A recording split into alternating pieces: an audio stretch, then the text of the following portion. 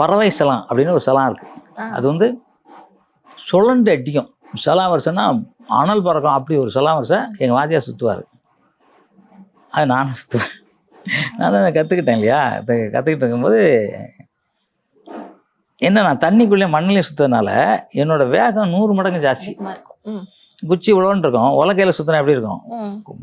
எடுத்த உடனே கூட்டம்லாம் அப்படியே 10-15 அடி விலகிட்டாங்க. ஏன்னா சவுண்டு மட்டும் தான் கேட்டுச்சு. சலாம் வருஷம்னா எங்கள் வாத்தியாருக்கு நினச்சிட்டாரு அடிச்சுட்டு அப்படியே சலாம் வருஷத்து முண்டா தட்டி அவர்கிட்ட போய் அப்படியே வணக்கம் அடிச்சு திரும்பி பார்த்தா இந்த ஆள் ஆப்போசிட் காணும். ஏன்னா அவன் ஓடி போயிட்டான், ஒளிஞ்சிக்கிட்டான் போய். பார்த்து கூப்பிட்டான், இல்லை நீங்கள் தான் ஜெயிச்சிட்டிங்க அப்படின்னா.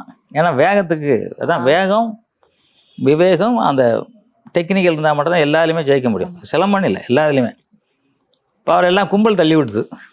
ஏன்னா நாங்கள் இருக்க வந்து அவன் வெளியூர்லேருந்து வந்திருக்காங்க, தள்ளி விடுது விளையாட சொல்லி. ஒரே ஒரு பாடம் தான் பண்ணேன், கம்பை விட்டான், பயத்துலேயே விட்டான். விட்டோன்னா இப்போ நான் கராட்டே பிளாக் பெல்ட் சிட்டோரியனில் ஒரு மலேசியாவிலேருந்து ஒரு மாஸ்டர் வந்தார். அவர்கிட்ட வச்சு அதுவும் கற்றுக்கிட்டேன். இதுதான் வேலையே எனக்கு. அவனை ஒரு ஊக்கடிச்சு கீழே விழுந்துட்டார். டோனி பண்ண அவர் பேர். விழுந்துட்டார். விழுந்தோடனே அப்படியே கம்பல் எங்கே யார் தான் வந்து அடிக்க போகிறான்னு அந்த பத்திரக்காளி நிற்பாங்களா அப்படின்னுட்டேன்.